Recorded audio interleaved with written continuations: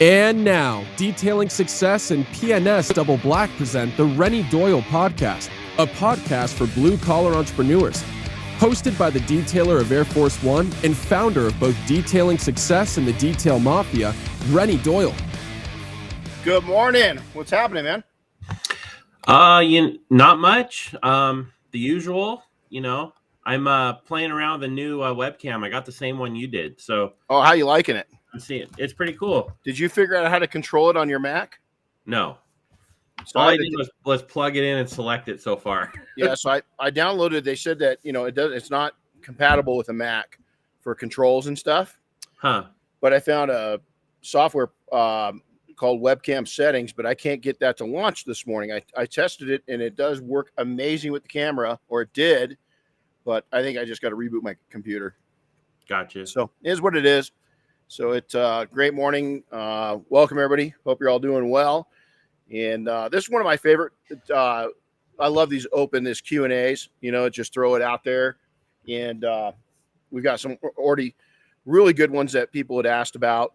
And so we're gonna jump into that. Good Thanksgiving last week, Chris. Did you guys have do anything special? Yeah, we just did the usual and went over to my mom's house, and unfortunately my brother's side of the family was a little under the weather, so we were missing a couple. But we when they were feeling better a few days later, we had leftovers on Sunday with them. So, kind of had two Thanksgivings that way. Oh, right on. We were up in southern Utah with our oldest daughter, and spent time, got to see her whole tribe of friends that they've built there. Unfortunately, they're moving, but they're all pilots, so they all know each other. A lot of them are going, to like positions across the country and this and that. So, yeah, friends for life when you're that age in your 20s. Some of those bonds that you build are pretty intense. So it's cool to see your tribe. She's got a really good tribe around her, and they had fun, and the kids had fun, and it was a good time. Well, that's cool. You didn't bring all the dogs with you, right? No, we took Coda's the only one that will eat the house while we're gone. I mean, literally eat the house.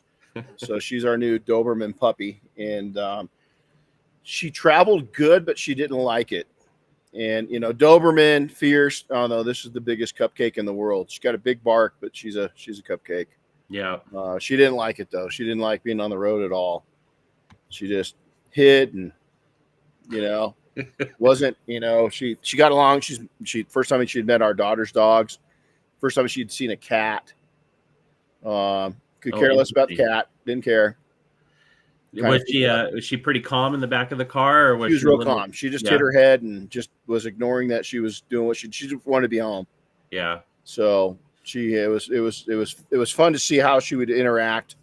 She's definitely not a traveler, so that's cool, But yeah, we did stop by a store that you had recommended. I didn't even know it was there, and so it's pretty incredible.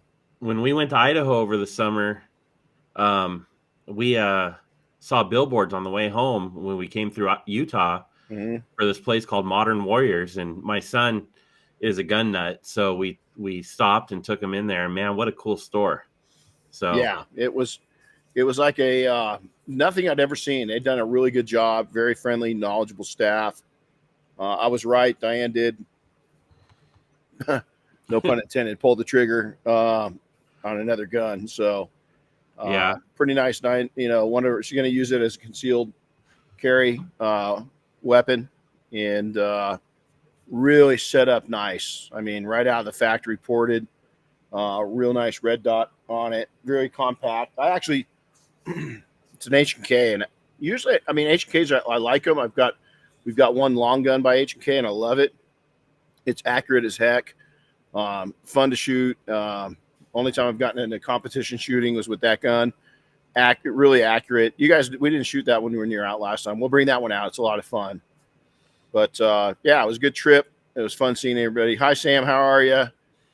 So many good people on right now. Wow. Look at this. This is great. Exactly.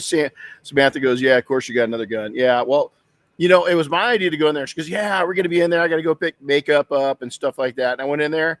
And an hour after I was done shopping, she's still in there. So I knew she was gonna buy something, and it's cool. I wanted something, but what I saw was a little on the high side, so I have to. I should have just done it, right? I mean, it was everything I wanted, but it was like, nah, I'll hold off. I couldn't believe the price tag on some things in there. Yeah, this is one of the ones that was on the high side. Yep. They had some cool stuff in there. It's pretty fun. And I want to tell you, let's relate this back so it's not just the customer service, very important. We're going to be talking about that tomorrow night. The experience is what you told me about, and what brought me in was, I mean, it's set up nice, but it was the greeting. We didn't pass by anybody without somebody saying hello. Very professional. And then when you did talk business, they knew their stuff. They really knew their stuff. So it's a lesson to all businesses. And then when you first pull up, there's a cool H1 Hummer, parked outside. And so the motif matches, the store. So it was quite exciting. And they just did a great job of taking and setting themselves apart from any other gun store. And here is a great thing is the atmosphere versus any other store I've been here in California was completely different. It was 180 degrees of what you experience going into Turner's or Bass Pro Shop, and they were busy, but they had the manpower there to handle it, and they knew their stuff. And even though it was Black Friday when we went in there, and it was the busiest day of their year too for shopping, I mean, it was packed. Is that you didn't go ungreeted, and if you needed assistance, you had it. It was there. And you weren't waiting very long. And I wish more businesses got that, I mean, it's customer service and just being on it. And their prices were competitive. I wouldn't say definitely, you're going to buy their experience, not just a product. Right. I think that was very clear when I walked in there and I started talking to them. And so it wasn't bargain basement, prices. The other thing they did is they really high quality. They had some very, what Diane ended up buying, very unique, hard to get. Only a few of them out there, and that's what sells. And so look what I just said. Yep. Unique, hard to get. It's not cheap. They sold knowledge. They sold connection. They sold relationships. It's pretty cool. So, all right. Well, good. Hey, let's roll into it. And you want to roll into somebody's live real quick? You want to look down through the list? And we got a couple that came in. We'll get to them here. I'm keeping track. Sounds good. Real quick though, do you want to chat a little bit about what we're doing tomorrow night? And make sure everybody knows. Tomorrow night is that the last several years we've all been. I mean, it's just been a whirlwind of great business and things. We used to put on monthly kind of training seminars for just the general public, and we got like everybody else, just so times where it was crazy. We really, and so now we're seeing a definite slowdown in the economy. Some places, are feeling it a little more than others. Spending habits are changing with consumers. And so there's a lot of different things happening, and we're going to put on tomorrow night kind of we're having a couple guests come on. We've got Michael, which just came through training just a couple months ago. Somebody new in detailing. We're going to talk to it from his perspective. And then Justin Labato, one of my really good friends, again, somebody that came through training several years ago and has really built a empire and a life, more importantly, a life. His lifestyle is he's built. A lot of people do the opposite. I've had the tendency through the years that you get where you're building your empire and that's your entire life. And I think Justin's done a great job, far better than what I did, at making sure he balances. He's working hard, but he really does a good job of balancing out. And there's a funny story on that we'll share tomorrow night. But we're going to talk about getting through this slowdown. I think we're just starting to see it. I think it's going to be an interesting 2024. I don't want to freak people out because some of our best companies really built up during the slow time of 2008. But this is the first time we've really had something in the economy happen like what's happening or what's going to happen in over 10 years. And so we want to take and teach you how to survive it and then turn it into a thriving time period in these challenging economic times. So that's tomorrow night. I think we're pretty close to being booked up, right? I mean, go sign up, but we do have a limit. There's I don't know, something like 150 people registered to attend. So we'll see how that goes. But if you haven't signed up yet, I just put a link in the comments there on these posts, and you can also just find it on our social media too. So it's a Zoom link. It's going to be a Zoom meeting, and Renny's going to have a presentation. He's going to have conversations with both Justin and Michael, and then depending on how much time we have, we will answer some questions live with our guest on the subject. Well, and it's kind of cool because PNS and Dynabrade have got, and us, it's a three-way investment. And this has got an interesting offer to y'all that we'll share tomorrow night. And I shouldn't say to y'all for just a couple, select people, but it's going to be a fun time. And then for those that are listening to this, and it might be after the point, we do record it, so we'll upload it to YouTube. Yep. So you'll have the opportunity to watch it. So let's jump into that. I'm really excited. Go sign up because it's going to be fun. For sure. Busy week with that stuff. Absolutely. So, all right. Well, we'll jump right into it here. I got, let me get to my questions real quick. And I'm going to start with this one, which is one of the ones that was sent in to us yesterday. Jannard Johnson asks, can a mobile detailer offer quality services like ceramic coatings and PPF in a mobile environment? Ooh, PPF, I'm going to say no. That's a tough one. You've got it. It's so, I mean, I know a couple people that are doing it mobile, but they've got a really unique setup. There's one in particular that's over in Europe, is that they will do it, but they've got basically they're really expensive. I would just say no. I think PPF is, you're going to have enough. You got to have the plotter. There's so many things, and the car's there for so long. I think to do it mobile, in somebody's garage or something like that, it's just not going to happen. The one person I'm thinking of, pretty private individual, they've got it figured out, and I still think it's way too much struggle for what they do. But they've also got a 1% clientele that like it's their situation's completely different. The shop behind me is what they're working in garage wise, So I mean, they basically have got a cargo trailer, a really nice one, completely decked out.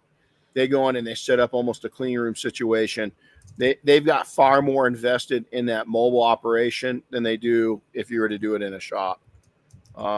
It's there. Now, quality detailing, absolutely. Coatings, some coatings, it depends on what coating you're using. Not all coatings are as mobile friendly, but I would say, yeah. I mean, the biggest thing you're going to have to do is you're going to have to figure out the direct sun situation, because any coating that you can put on in the direct sun probably's got lower longevity, I would say, but coatings are changing too.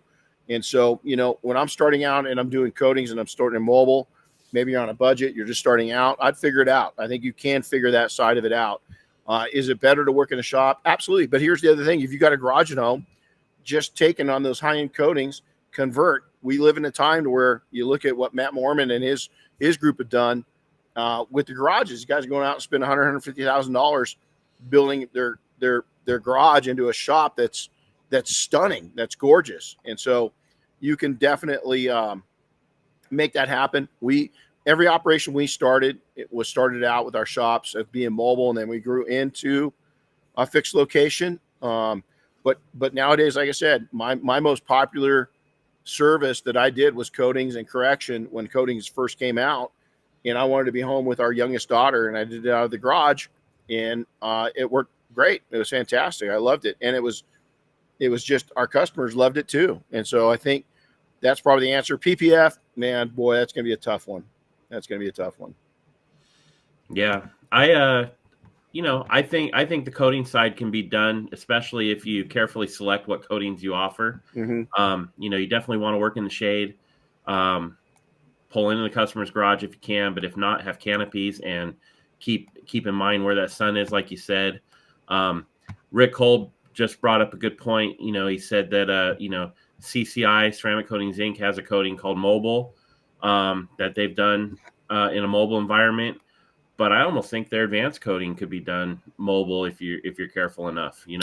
Listen, now with all of the blow up garages that you can get, if you think of the bouncy houses that kids, we had one up in Idaho.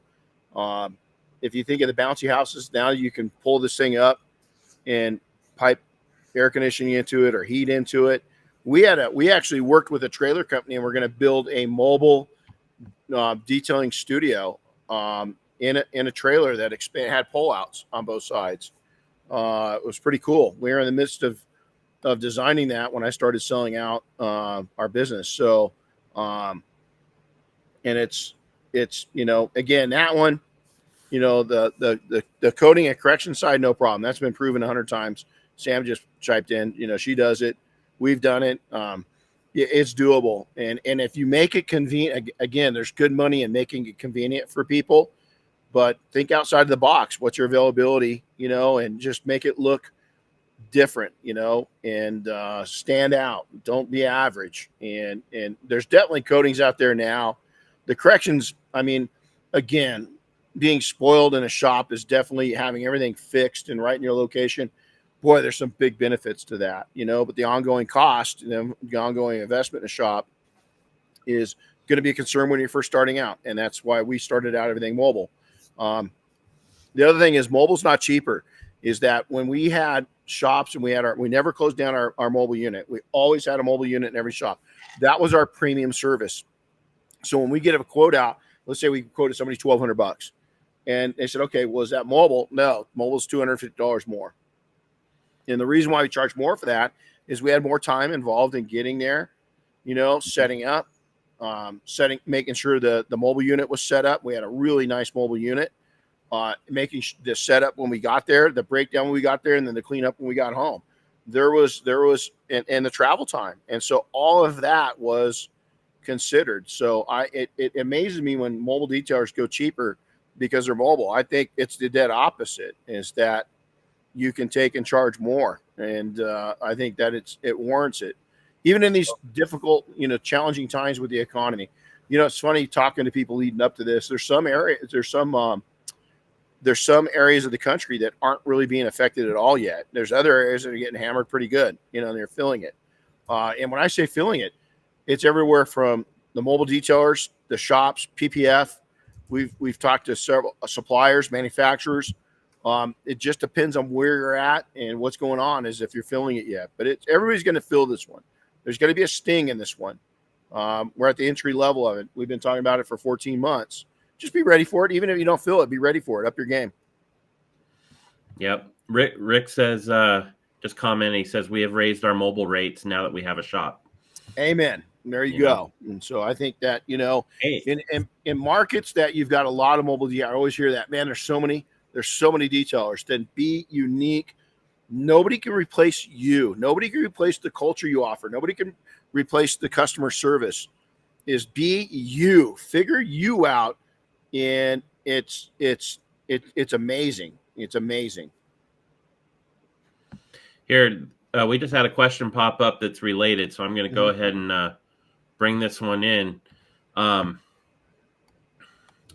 Tilbury Autoshine asks, so starting off mobile and now being in a shop, what do you think the premium surcharge should be if you're going to do a mobile job instead of at your shop location? Great question. Says the economy here in Canada is quite rough already, so I'm not sure if mobile would even be worth it.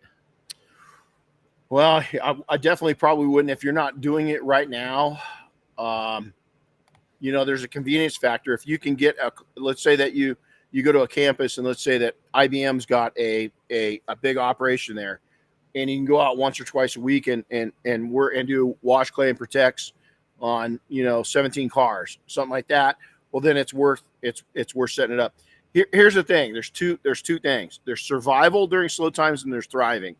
The first thing you got to figure out is how to survive. And I always say no to cash discounts, right? I've said that even with Chris. We had a meeting yesterday. No cash discounts, right, Chris? I mean, I preached that. But Yep. on the other side of things, when I was starting out, if somebody offered me half price and my bills needed to be paid, dude, I survived. I took it. So premium charge on mobile. If you're slow and they want it mobile, maybe there isn't a premium charge. Maybe you eat that premium charge just to get the business and to have the repeat customer and to build up trust with people and ask for referrals, So maybe that's the survival arm of it. If you're thriving and your shop's busy and somebody calls in and they want it mobile, or your shop's got a nice solid schedule and they want it mobile, and it's going to take you off your game. I think, a $250. I mean, it depends on where you're at. If you're new, maybe $100. If you're really got a good reputation going and you're well respected and you're busy, I think a premium charge. How bad do you need it and how bad do you want it? There's what it comes down. If you don't really need it, is maybe that service isn't available at this time. If you really hate to turn it down, it's a good customer. Is maybe it's a $250 surcharge. Maybe you're surviving, you're busy, things are great, but not overwhelming, and you really want the work. Maybe it's a $100 surcharge. Or coming back to, hey, I'm brand new, man. I got my cell phone bills due tomorrow. My mortgage on my house is due tomorrow. My insurance is due, whatever it is. Dude, just go make the damn money and pick up a new customer. It's easy for me to sit here and tell you how to survive when I've gotten through it. No, that's how I did it. Is that, and there's no, and again, double standard. Yeah, absolutely. Do I like cash discounts? Chris will tell you, no. Anybody that works with me, no. I don't want to set that up. But man, when I needed to eat, my kids needed something, we needed something, is that I did what we had to do to bring the money in. There's where you're hustling. There's where that's just reality, man. That's survival. Is that, we're out and we've gone looking for people, and we found them and they're messed up and they want to get warm. They don't mind that they're getting a jacket that has been, I haven't used, that I use it for victims, and it's been on some pretty gnarly rescues. They just care about they don't care at what brand they're wearing when we're warming their body up and getting them to survive. They don't care. They don't care if it's not a North Face jacket. And so just freaking survive it and then add on as you go. But I wouldn't add on if you're already doing well and surviving in a shop. I'm not sure right now if that economy up in Canada is already a little challenging. I think I'd save my money for some great advertising, some pinpoint advertising. And we're going to talk about this tomorrow night, of hyper concentrating your ads, using a compass versus GPS. We're going to go old school tomorrow night. We're going to jump into some of that. Is that, it's just, there it is. This is a hot button for me. The reason why is that every 3 to 5 years, back when I first began, all the way back, almost 40 years ago. God, that sounds weird. Almost 40 years. Well, it was 40 years ago. Is that we had economic slowdowns every 3 to 5 years. We'd hit a speed bump. That we haven't had that speed bump in 10 years, plus 10 years. It's been 14 years, 15 years. Really, 2010, since 2010, we've been building and building and building. I mean, times were kind of lean, but a lot of businesses really built up since 2010. That's been a while. That's been a long while. Yep. For sure. All right. Well, next one. Steve Haas sent this one in yesterday. Can I use Brake Buster on lower panels and trim that are soiled with heavier road grime? Is it safe on paint and trim? And if so, what method would you suggest and dilution? I always caution anytime you're using any kind of chemical on any kind of surface. It's not a Brake Buster. I'm not worried about Brake Buster on surfaces. I'm worried about the condition of the surface. So is it old plastic that you're hitting it with? Kind of a rule of thumb, if anytime that I'm putting on, a Brake Buster type product or an all-purpose or a degreaser or something like that, is that if I'm cautious with it, because the new trim, I've got my Ram, you can barely see it in the picture with the camper there, is that I used some product on this year, and had I not taken and just lightly kind of sprayed over the trim, is it probably would have stained it, because trim on these vehicles, it's not as high quality as it used to be.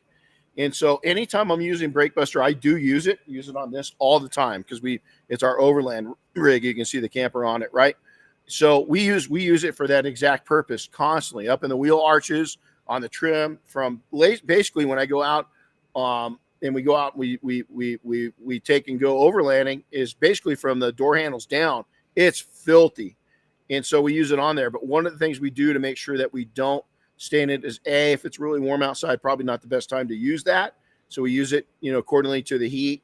B, we try to get in the shade. C, is we do mist a little bit of water on there first, or take a damp, something, apply it. Or a lot of times what we'll do is we'll foam it, just put a light foam, not a real thick foam, out of the IK sprayer. IK sprayer foam for that purpose is awesome. I was going to say, I use it in an IK sprayer like that, and the ratio is 7 parts water, 1 part Brake Buster. Yeah, and an IK foamer like that, it's awesome. And so we break it down like that. There's a lot of ways. If we're going to spray it direct, what I'd still do is hit it with an IK foamer and have it that 7 parts, 7-to-1. Is that what you said, Chris? Yours is? I think that's what we use here too. I should have gone and looked. We do the same exact thing. Hit it with that foamer first. If you need a little stronger concentrate, then hand spray it on a little stronger, and then agitate and rinse. I like to rinse it. So I'll put it on with the foamer, let it break up, rinse it, get it broke up, see how much more I've got left.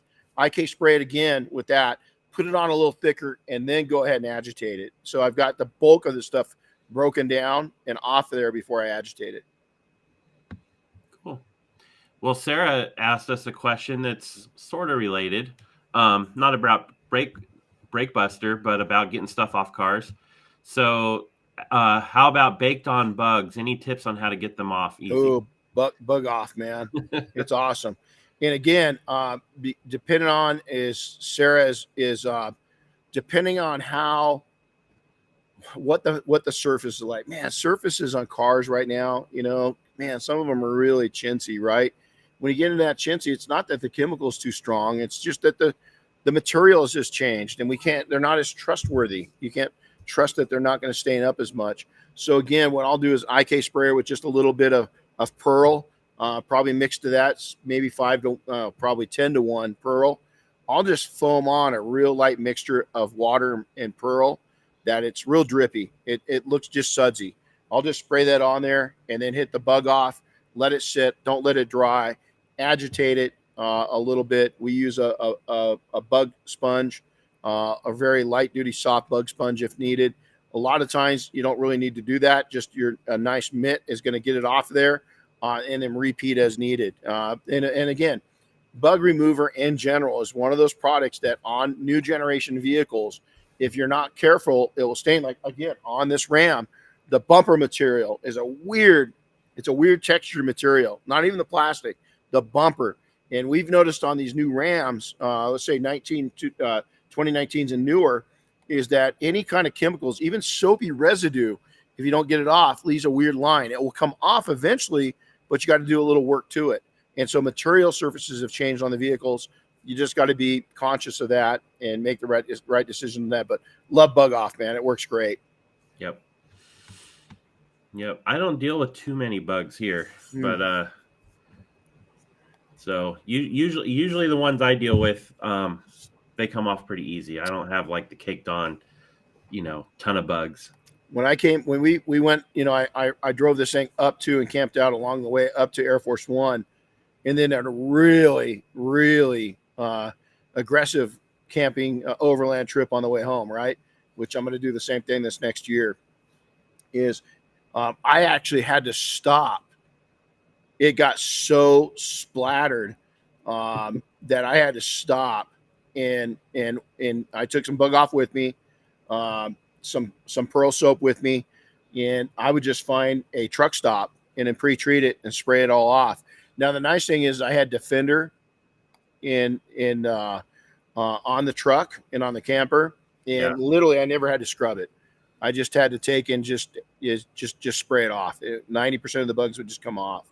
So it's pretty good. There's the trick. Have a good coating on there and it'll be easier. Yeah, that's exactly it. And even, it's again, if you have customers that, down in, I just saw William, they got love bugs. down in Florida. Those little things are, oh God, they're nasty little bugs, man. And they will etch the paint in 48 hours. I mean, they'll etch right now. It's again really important that you get your customers to do maintenance and get, a product, a protectant, a coating on there, every 2 or 3 months in those areas, because that acidic bug juice is really, it does a number to everything. And we can, even the strongest coatings, we've seen it go right through. You can name the coating, we've tested it, and it's nasty. It's really nasty. Very cool. Well, shifting gears a little bit, not sure who this one was. It says Facebook user because they're commenting in a private group. But it says, question for Renny. With all the different parts of the business you are currently working on, what is your favorite part? Oh, I'm going to make this first about seeing other people grow. Freaking love that. And then making money. I mean, I like to figure out how for Chris and I to work less and make more.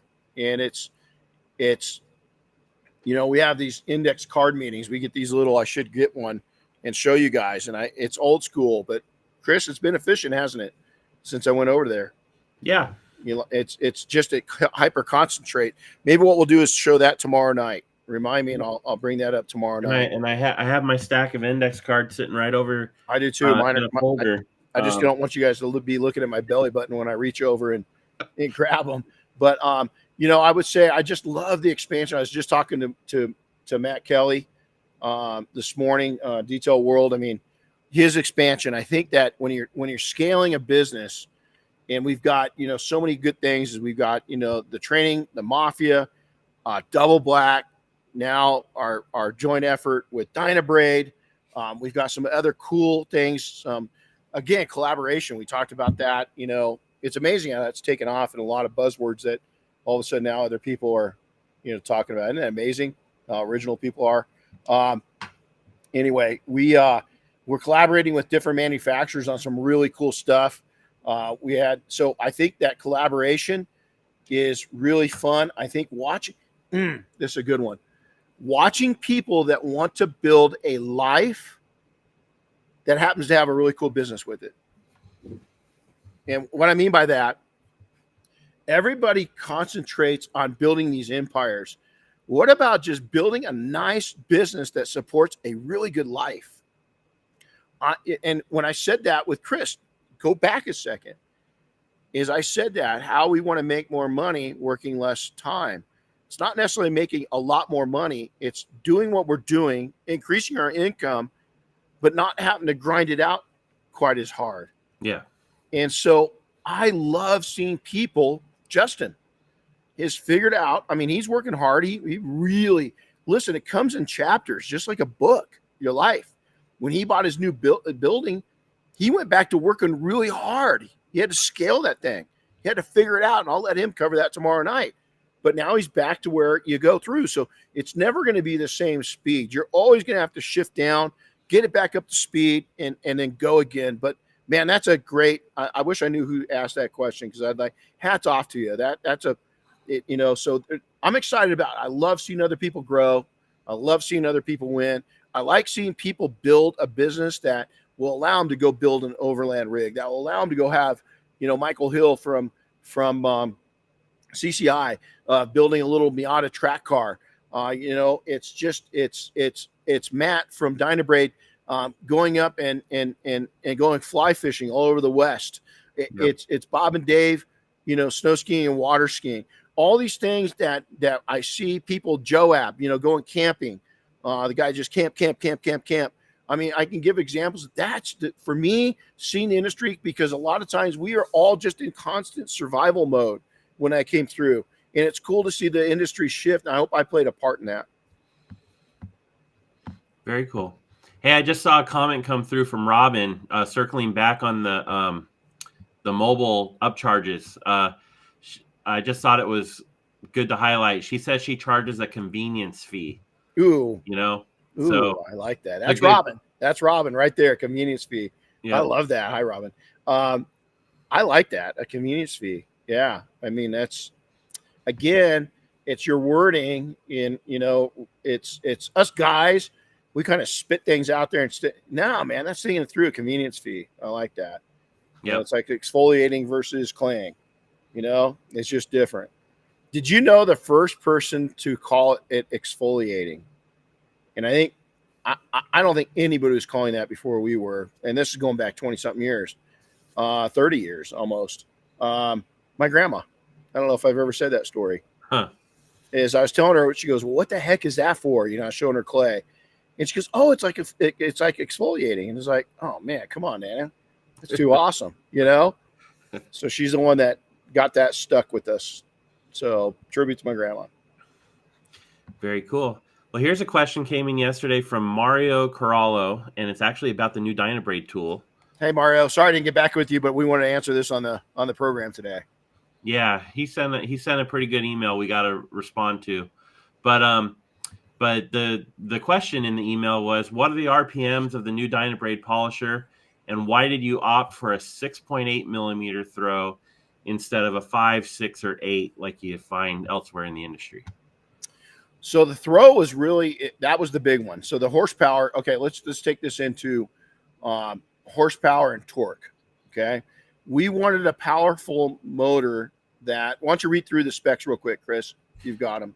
Yeah, so it's 1,000-watt motor, and OPM. I think he means OPM versus RPM, because I think you use RPM on rotary. On just a rotary, but in a DA type movement, you use OPM. So the OPM is 150 to 350 orbits per minute, right? Gotcha. Depending on what speed you're running the machine at. So here's how we determine that: is we have 1,000-watt.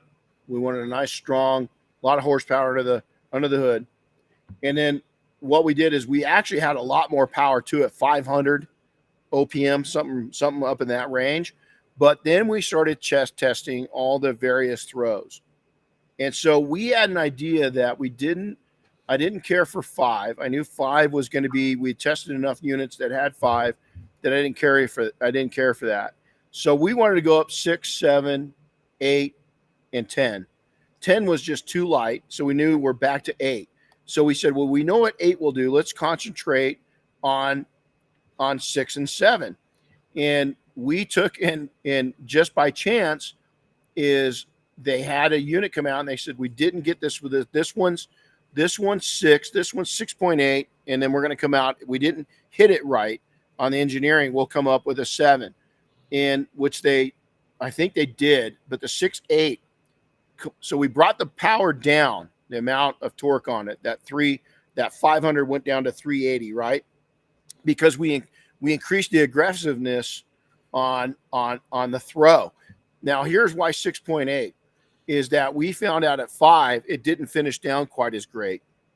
It cut through tremendously well, but it didn't finish down. We found out at 6.8 that it cut just as good as a 5, but it finished down just as good as an 8. And so there's where we came up with that. It took a lot of work. There was a lot. I've got the test models over here. It was a lot, and it's just the smoothness. We have it turning clockwise the right direction, but that's where we came up with that 6.8. Honestly, the engineers made a boo-boo. I'm going to own it right now. As they didn't hit 7, they hit 6.8, and it worked so well that we didn't go back down to 6 and we didn't go up to 7. We kept it at 6.8. A little bit of an accidental discovery. It was exactly that. We're going to own it. Is that? I tell people it's like a sweet spot because it like you just said, it cuts really well still, it finishes really well still, but what being a little lower than an 8 millimeter throw, what it does is it actually makes the machine more comfortable to use. Well, there's the other thing too, is Mario, we actually took and we had so much horsepower in it. It was like a Dodge Demon, is that it was with the horsepower and the 6.8. It was a funny car. It was just go straight and just it just blew the engine up, right? There's so much power to it. So we took and did some dancing with it and figured out, a nice pace, and got it down to where it will do everything that we want and at the right horsepower, the right torque, and at the right throw.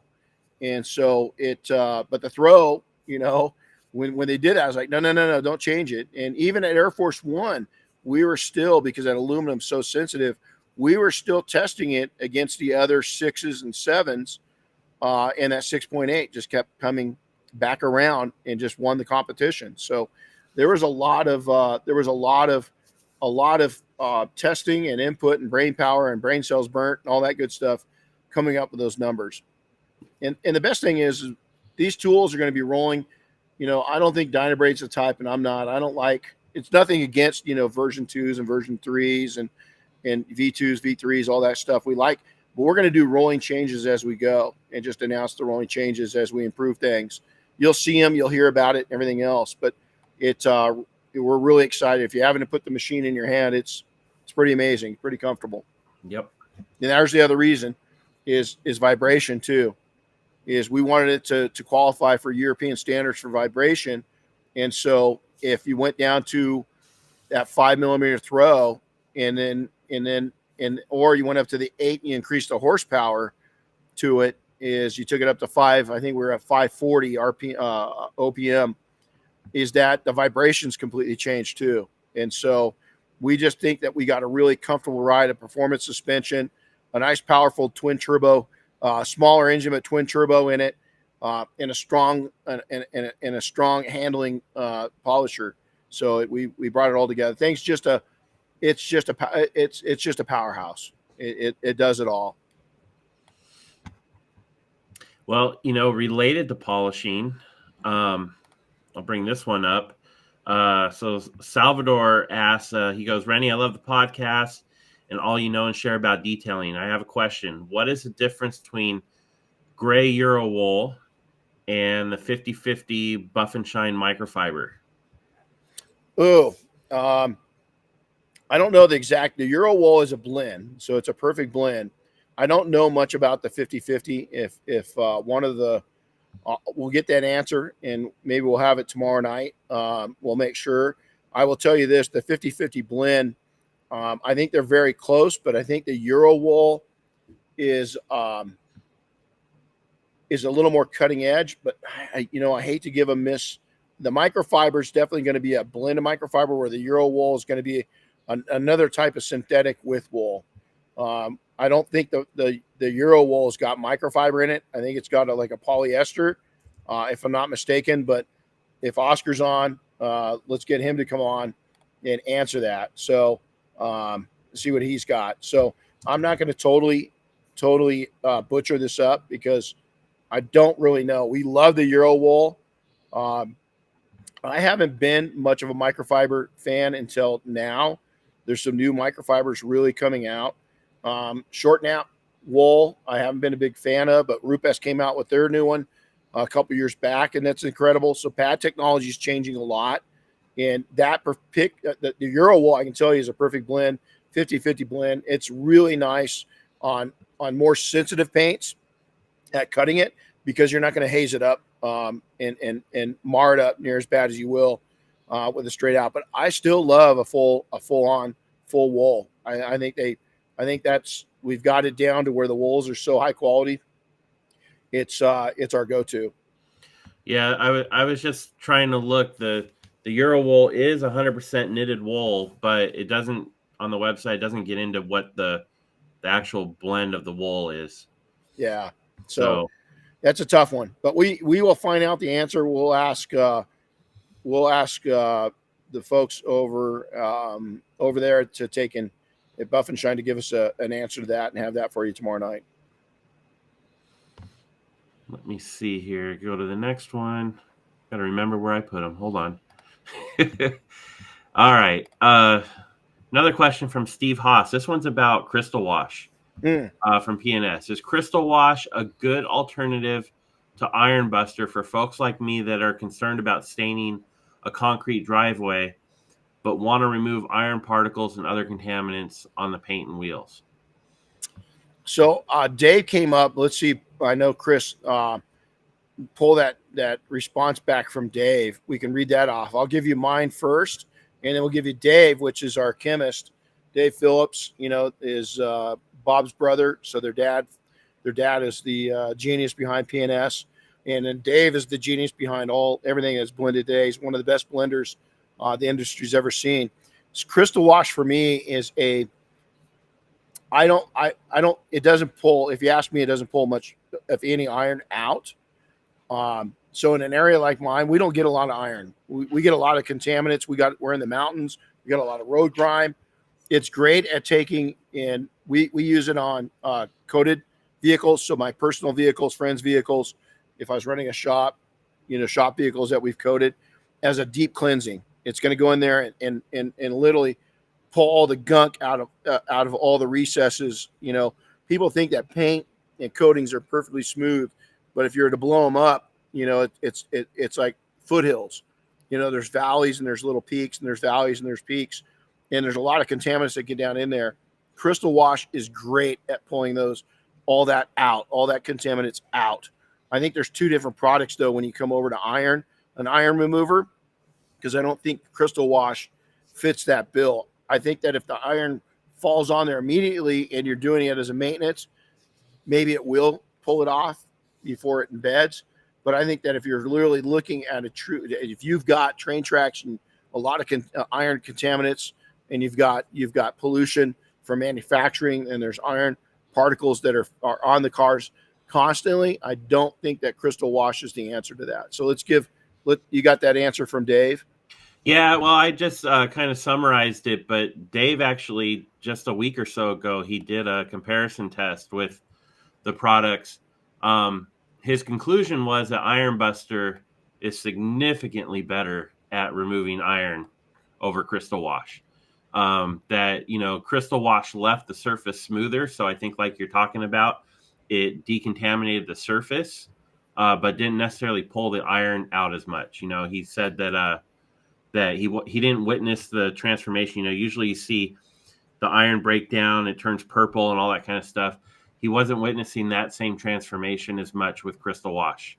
So I think, kind of the bottom line was a Crystal Wash is a good, light iron remover, especially if you're just doing a decon wash on a coated vehicle to kind of reset the coating. But if you really need to remove iron, you got to really step it up to Iron Buster. That's only what's going to do the job. Now, me from a personal standpoint, Steve mentioned staining driveways. When I do a lot of stuff on my own driveway, and I don't worry too much about my driveway, but I do pay attention to what happens to it. I've never had it stain the driveway. I've had the purple build up on the driveway, but it's never stayed. I've been able to rinse it away. So, that being said, though, I don't want to, don't take that as gospel from me. If you think you're going to stain your driveway with something, definitely protect it, and take precautions.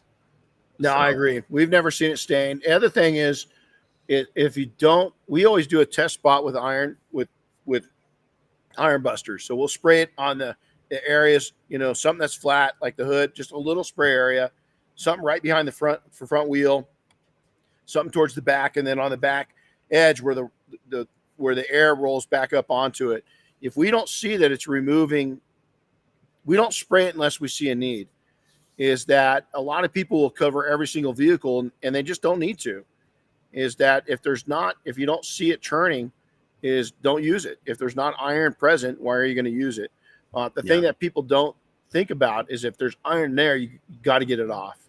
But there's also, in today's world with the smell of iron products, is that smell lingers on the car for a little bit. And so to do it unneededly is that you're just exposing yourself and your customers to some unpleasant scent that's going to hang around for just a little bit. The other thing is when you're using these products, if you're mobile, if you're working in your own, I always tell people, anytime you're using any chemical and you're in your driveway, go ahead and layer down a nice layer of foam on top of that and then rinse it so it neutralizes it. And what made me think of that is Chris's dog in the background. Is you want to break down all those chemicals. So your doggies, your cats, your kids, notice how I put that in order. Isn't that horrible?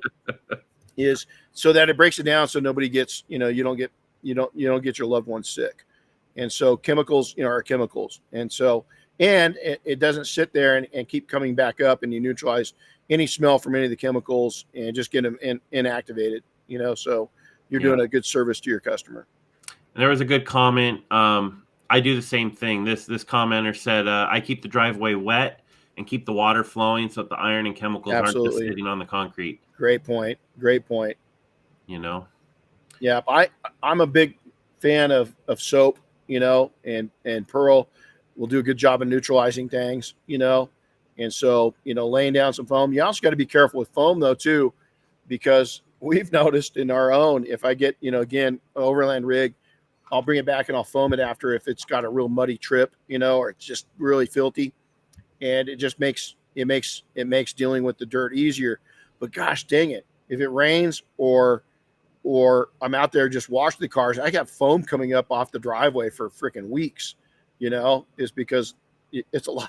There's a lot of soap that goes down. So you gotta be, conscious of that also. Yeah. Here's a fun one. I saw Michael Abens on earlier. I don't know if he's still on with us, but Michael Enriquez asked, how emotional was it filming the You're Able Leadership Series video? And how special was it for you to visit those places and reflect on how far you've come in life? So before you answer that, if nobody saw it yet, and we need to do a better job sharing it, but You're Able does their leadership series, and they came out with a 20-something minute long video about Renny, and it was pretty cool, very well done. Those guys do a really awesome job, so we can't thank them enough for that. But yeah, if you guys haven't seen it yet, go find it. It's on the You're Able YouTube channel and all their social media pages. Yeah. But anyway, what do you think of that experience? We need to get that out too, because it is. It's Michael. It was really, they cut out a lot of the mushy parts. There's, we probably, like any video, if you guys, when you shoot, is, there's 20 minutes, but there's probably hours and hours and hours of, actual capture. We got some video of that didn't make it in, of me talking about growing up and how tough it was. My grandma, my mom, all those things. And I really kind of broke down a couple times, and had to stop. So it was really emotional. Going back home, I really hadn't walked on that field when that was true. Is that, hey, man, and some people have asked me, wow, is there that much regret in that? No. There's so much pride in that. I've gone to games. I've gone back as a guest. I've gone back as a spectator. I mean, I'm a Colton Yellow Jacket, through and through. I had never admitted to anybody what I admitted on that video. My wife, nobody had ever heard that before. One time, one quit. I've never quit anything in my life. And so when I admitted that was a big admit, because I don't like, it's not a weakness. It's just that quit really, it bothered me so much that I let myself down, but I let a coach down that cared about me. And I know this is going back in high school, and I'm not one of those guys. I don't live in my past. I enjoy my past. I'd love to go on vacation there, but I wouldn't want to relive it. I lived that part, and it's done, and it's made me the man I am. So it was really emotional. The other thing is admitting that, I'm a dad. I love being a dad. I wasn't a horrible dad, but I didn't hit the mark I wanted to be as a dad. Michael Abrams is, to me, I wanted to be at that level, and I'm sure he's got his faults in his fatherhood. We all do, right? Parenting's, but my hope is, even Michael said this, is that, through me opening up and saying that, even our daughter this last week said something. I've never heard you say that, that you weren't the dad you wanted to be. That's not an easy thing to, and a lot of it is because the pressures I put on myself. And the reason that I said that I wasn't the dad that I wanted to be was that I operate at a really high level. I really do. Is that you look at everything I've done in life, and it's not bragging, it's just a fact, but my demands are high on other people. That's not a good trait for being a dad. And I don't have a lot of nurturing characteristics, nor does Diane. My characteristics are push forward. This is how you do it. Now let's go get it done. And that's, that was tough admitting those two things. But my hope of doing that is there's so many bullshit, stuff about me, my ego, this and that. No, you know what? Nobody knows me. Very few people, know me. And I wanted to show some weakness in the fact that, listen, man, I work so hard at times that other people, when you put that much into working, and some of it was I had to, some of it was I needed to, and some of it was I wanted to. And it was a decision I made. But when you put that much into something, other people are going to pay too. And that's the part as a dad I didn't realize, is that I was building up so my kids didn't have to live the way I did, but now they had to live a little different than I did. And to me, I was supplying them a life that I didn't have. But to them, that's not necessarily what they wanted. So it's a confusing thing, especially, it is. And so it was an amazing, I didn't expect it to turn out the way it did. I thought it was cool. Search and rescue came out. Some of the military stuff didn't come out, which is probably good. Some of the things that, I've witnessed on that side of it. And listen, I'm not no special forces dude, I'm a weekend warrior at best. I just told a friend of mine yesterday, I'm in an old man unit now, in the Guard. And I love it because I'm still serving and I'm still doing my part. But search and rescue, I just yesterday applied. I'm applying to be a adaptive ski instructor for people with different types of disabilities or abilities.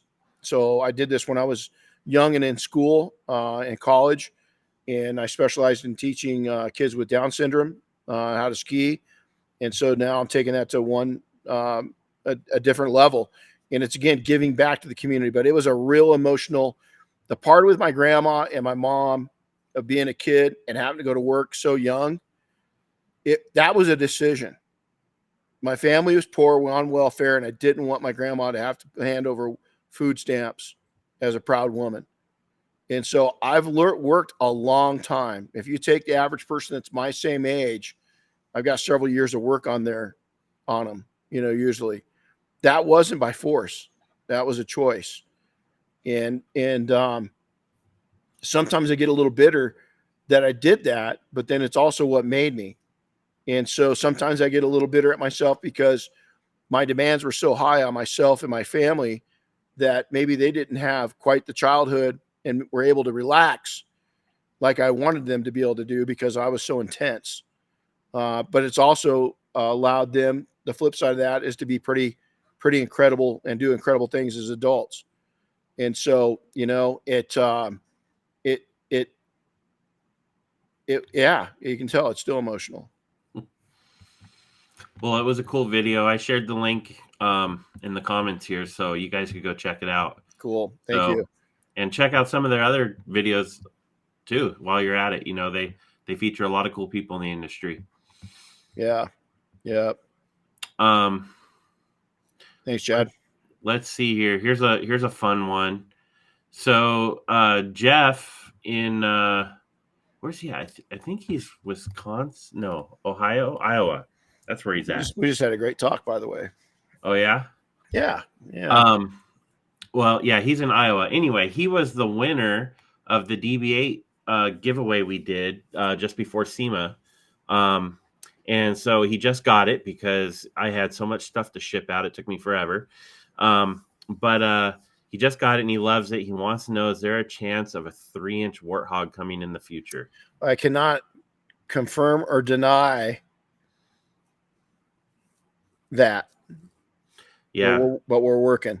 We're working on stuff. I'll just say it's not the first time that idea has popped in our heads, and Renny and I have a wish list, and that's definitely on it. It says, if you look at the name on the box, it says the Renny Doyle series. So there's a hint. Yep. We're not going to say a whole lot, but there you go. And I think I just got one more question. unless you guys got something else you want to bring in. We had another one that popped up. Remember, I sent you from the last one that we didn't get to answer. That's the one. That's the one here. So that's the last one I got. What's amazed you most to see happen during your career? Great question. Two things. I would say that the amount of income that you can build off of this is, coating's definitely changed the game for us, right?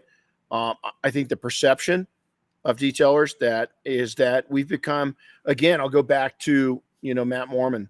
I think he created a culture among a special group that has bled down into other groups, and it's made what we do kind of hip and cool.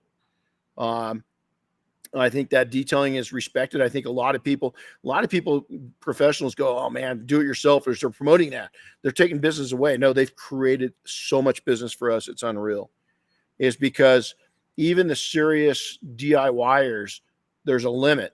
Now, some of them don't. Some of them are damn good technicians, right? Yeah. And they just happen to be car nuts and have cool cars and they like to work on them. But I think it's created even a far greater demand for true professionals.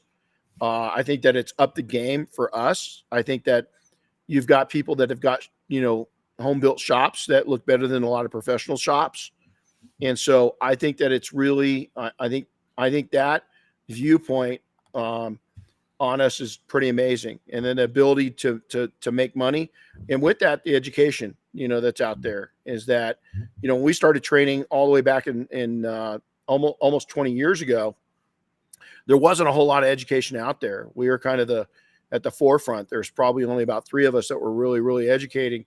And that's really changed. Manufacturers have stepped into it. And there's just a lot of people out there that now you can basically go out and practically get a degree, in detailing and really learn and profit and all that stuff. But that's been amazing to see. It's been awesome. And I'm going to see more of it, is that, we're going to push the throttle up and really help people become, my goal is as many millionaires as we can make. And it's not just being worth $1 million. I had somebody tell me, well, it's not really a lot of money anymore. God, man, where I come from still, the poor guy. I had a good friend of mine. I was looking at, we were going back and forth and I was sharing some vehicles with him. He's like, man, go buy that thing. And I was like, I should, but the poor kid comes out at me still and says, nah, just wait. Especially the economy's kind of going shitty right now. Nah, just wait. Could I do it? Yeah, we could do it. But we want to build people up to where they've got a great life and they got some money put away and they've got retirement set up and they don't work until, the average person, I wish I could find it. I just took a screenshot of it. The average person will go out there and work themselves to death until they're in their 60s and then, save up for retirement and then they'll be sick. They're broken down, they're sick. Their body doesn't work. And man, that's just not human nature. I just don't think that we want to take, especially with all of us exposed to chemicals and tools and working our bodies and everything else, is that, man, the last thing you want to go down is create, put yourself into a self-assigned slavery position to where you just go out and break yourself down. And then the rest of whatever you've got left in life kind of sucks, because it's just not what I want. That's why this week I pulled the trigger on going and do more volunteer work. Chris had mentioned to me, I got in this new unit in the military. He's like, man, why don't you just hang it up? And I'm like, well, I still enjoy it. And now in this new unit, I was like kind of embarrassed. Oh my God, it's badass. And I'm be 58 this next year. Is that I had an opportunity. I just got an opportunity to go back over on the federal side of things and train and work with special forces guys, and train them. And I just said, kind of been there, done that. Sounds fun, but the workload's heavy. And I'm gonna go right back to what I don't want to do. And that's just bunching a bunch of stuff into my life to where I can't fit it in. And so it's nice to be able to spread out some volunteerism back on the search and rescue team here locally. And so, those are all things when you see other detailers volunteering and making their communities better, that's huge. Yep. And we're, I'm not going to give it away yet because we're just starting to work on it, but we're working on a cool project for next year that'll allow us to get together and do volunteer work on a detailing level for people in local communities, not just big projects like Air Force One, but some more specialized. Yeah. So Yeah, that's it. And Romero just said it, people working all the way up to their 65 and a few months later realizing they can't even afford, and they got to go back to work and work another 10, 15 years just to survive. We've got Doug Parfett in our group is that, he doesn't look it. The guy's, he looks like he's 40, but he tells people that he took all of his vinyl on his van's gone. His website's gone. He just keeps a handful of clients because he loves detailing and it brings in a really good living, and the cost isn't much. Yeah. And so if you've got to look at this perspective wise, when's enough? I do a lot of reading and audiobooks and I'm listening almost nonstop. And somebody said, we've become a society that doesn't know when enough is enough. Is that it's not that going back on, 65 years old, when I came up, when people retired, their houses were paid for, they'd been paid for maybe 10 years. Now you got people going out and they're 60 years old and taking new mortgages out on homes, 30-year mortgages. They're never going to see that paid off. And so how can they stop working? As society's changed, when can you say enough is enough? Yep. Well, it's interesting. My mom and dad, I don't know, my mom retired finally about 5 years ago, I think it was. And it took some convincing, she didn't want to stop doing stuff. But I'm like, at some point, Mom, you gotta start enjoying what you've worked so hard for all your life, because you never know. You might retire and find out next year you got some major health problem that nobody knew about. It's like it just seemed like she was rolling the dice. Yeah. It's and Chad said it right here. Pray I can work, maybe not detail till I die, but because I need the cash. Is put yourself in a successful position. You're going to age out before you know it. It happens. I know you guys are in your 20s and 30s. You've heard that from parents, grandparents, uncles, aunts, all that stuff, but it does. And so, if the sooner that you can invest in IRAs, invest in retirements, this is all pre-tax dollar stuff. You've got to work with your bookkeeper and your CPA. There's things that you can be doing that you can put, even medical savings accounts, all these different things that are before tax dollars that are going to help you later in life. Yep. Now, Sarah, you're exactly right. As a lot of people fear that they're not going to have enough to retire on, and health will decline. And again, it's where you got to set yourself up. That's where being an entrepreneur, is entrepreneur. Everybody thinks about that, but now this is another one. Let's go back to that statement. What's changed? Now you can go out and become a rep for a company. So let's say you're 10 years into your detailing. You've done really well. You built up a good reputation. Maybe somebody comes to you and offers you a really good career. You can still be an entrepreneur in that business and figure out a way to make the company more money and to continue your skill set that you've learned being 100% on your own, but now you're working with the company. You're collaborating. And so you bring more value, but you also get some retirement built into that and everything else. There's a lot of things that you can do on that side of things is to get, it's not just about, sometimes entrepreneurship's not the only answer.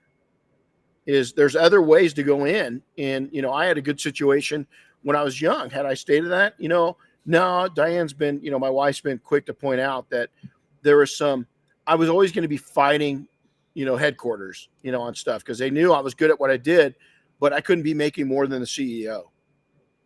They were small thinking. Is that I just listened to another guy that I really respect, talking about exactly that. Is that as the CEO, he had a couple people making more money than he did that was on his staff, and he was okay because that just made he was making more money. And if you look at equity, a lot of people don't look at that. Is that when people are taking and building up your company like that, yeah, they might be their weekly paycheck might be more than yours, but the equity they're building up in your company is irreplaceable. Yep. Romero, I was just going to reply to him, but he says time flies, and it haunts me and reminds me daily as I see my kids grow fast and see my parents aging. He says it's painful reminder to push, but to also enjoy the journey along the way. You know, I've been thinking about that a lot lately.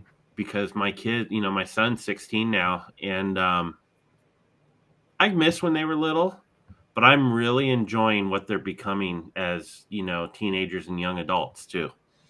Absolutely. So, well, and I told our oldest daughter, this when she went into the Marine Corps, is listen, Mom and I are going to age rapidly now. And she's like, why? Why is it going to change? I said, because you're going to be gone and you're not going to see us. And when you come back 2-3 years later, we're going to look different. You're maturing where we're aging. And now it's funny because, she's I can tell she can see it, but here's the thing, man, is aging's part of it. We've become such a society of, inner beauty and external beauty and this and that. And, all this crap that you see, all in front of us, but, aging is beautiful if you allow it. I mean, it's, again, I've said it many times, and we'll end with this. Steve Harvey says it best, man. Old's the goal. You want to age out and see, you want to carry through, is that one of Dave Morris, one of my dear best friends, somebody that was important to me in life and in business, he just buried a kid, man. And nobody wants to do that, it's you want to grow old and see life, and death is part of that journey. So, but what a lot of great questions, and we sure appreciate y'all attending today. Make sure to sign up for tomorrow night. It's going to be exciting. I'm going to go back and work on the slides right now.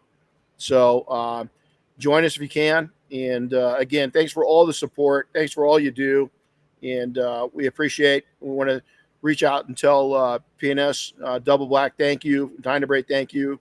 They help make our world go around so we can put these podcasts and so forth on, and we're excited to have them as partners. So you guys go out and have a great one. And Chad, thank you, bud. Appreciate that nice comment. So you guys all take care, man. Go out and live a great life today. Enjoy what you got. Be thankful for 3 things. We'll see you all later.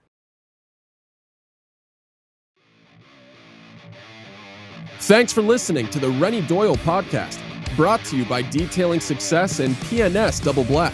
Listen to new episodes weekly, and be sure to subscribe on Apple Podcasts, Spotify, or wherever you get your favorite podcasts. And don't forget to share with your friends and colleagues.